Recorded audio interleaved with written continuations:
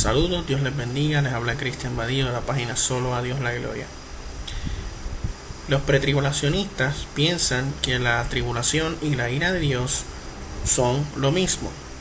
Por eso es que ellos dicen que la iglesia no puede pasar por la tribulación porque Dios no puede desatar su ira sobre los cristianos. Pero están equivocados en el sentido de que la ira de Dios y la tribulación son dos cosas diferentes, no son la misma cosa. Cuando vemos los términos griegos para tribulación y para la ira de Dios, vamos primero a ver la ira de Dios. La palabra ira de Dios utilizada en el Nuevo Testamento, ira, es la palabra orge, que significa castigo, airarse, impulso, enojo. Y este enojo, este castigo de Dios caerá siempre sobre los impíos, no sobre la iglesia. En eso estamos de acuerdo con los dispensacionalistas y los pretribulacionistas. Los cristianos no somos puestos para la ira de Dios, sino para alcanzar salvación por medio de nuestro Señor Jesucristo, como dice Primera de Tesalonicenses 5:9. Lo que no estamos de acuerdo con los dispensacionalistas es decir que la tribulación es lo mismo que la ira de Dios, porque no es así.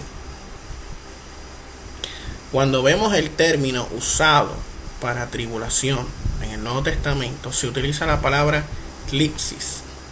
Y la palabra tlipsis se define como tribulación, tribulaciones, aflicción, angustia. Y esta palabra es utilizada durante el Nuevo Testamento en un sinnúmero de ocasiones para hablar sobre momentos de persecución y aflicción entre los cristianos.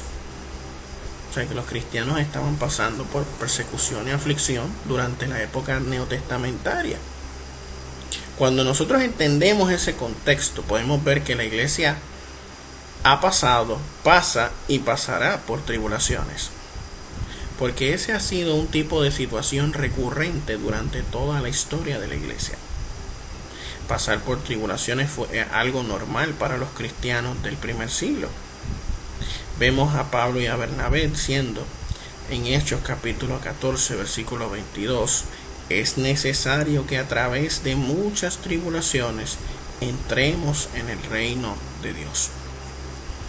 Vemos en Romanos capítulo 5 versículos 3 al 4, el apóstol Pablo nos dice: y no solo esto, sino que también nos gloriamos en las tribulaciones, sabiendo que la tribulación produce paciencia, y la paciencia prueba, y la prueba esperanza. Aquí vemos que el apóstol Pablo nos dice que los cristianos deben gloriarse en las tribulaciones, deben regocijarse por las tribulaciones, porque las tribulaciones producen paciencia, prueba y esperanza. El apóstol Juan en Apocalipsis capítulo 1 versículo 9 dice que él es copartícipe de la tribulación. Dice el Apocalipsis capítulo 1 versículo 9: yo, Juan, vuestro hermano y copartícipe vuestro en la tribulación, en el reino y en la paciencia de Jesucristo, estaba en la isla llamada Patmos por causa de la palabra de Dios y el testimonio de Jesús. El apóstol Juan nos dice que él era copartícipe en la tribulación, en el reino y en la paciencia de nuestro Señor Jesucristo. Es por eso que fue desterrado a la isla llamada Patmos, por causa de la palabra de Dios y el testimonio de Jesucristo. O sea, él estaba pasando por aflicciones, por tribulaciones, por persecuciones. Primera de Tesalonicenses capítulo 1 versículo 6 nos dice el apóstol Pablo: y vosotros vinisteis a ser imitadores de nosotros y del Señor, recibiendo la palabra en medio de gran tribulación, con gozo del Espíritu Santo. Primera de Tesalonicenses capítulo 3 versículo 3 nos dice: a fin de que nadie se inquiete por estas tribulaciones, porque vosotros mismos sabéis que para esto estamos puestos. O sea que no podemos inquietarnos por las tribulaciones, les decía el apóstol Pablo, porque ustedes saben que para esto mismo Dios nos ha llamado. Sabemos que Jesús, cuando estaba en la tierra, le dijo a sus discípulos: seréis aborrecidos, seréis perseguidos por causa de mi nombre, seréis afligidos, seréis mis testigos. Palabra importante, la palabra testigo en el Nuevo Testamento se refiere a mártir, o sea que ustedes morirán por causa de mi nombre, seréis perseguidos incluso hasta la muerte. La iglesia pasará por la tribulación porque, de acuerdo a la historia universal, esta siempre ha sido la experiencia normal en la iglesia. Desde su surgimiento en el siglo I ha experimentado grandes persecuciones. Lo vimos con emperadores romanos como Calígula, Nerón, los mismos judíos, musulmanes y otros varios grupos. Y también en los días de hoy vemos cómo el Estado Islámico asesina a cristianos en el Medio Oriente, en África, en la India. Se estima que alrededor de 150 millones de cristianos son perseguidos alrededor del mundo. Estamos pasando por tribulaciones. Quizás en Occidente no se vea mucho esto. Quizás todavía tenemos libertades en Occidente donde podemos aún predicar el evangelio con libertad. Pero poco a poco esa persecución de cristianos llegará hasta Occidente y seremos coartados de nuestras libertades y seremos perseguidos por causa del evangelio. Porque siempre ha sido así a lo largo de la historia. Y aún en los días de hoy hay millones de cristianos alrededor del mundo que son perseguidos y están pasando por tribulaciones.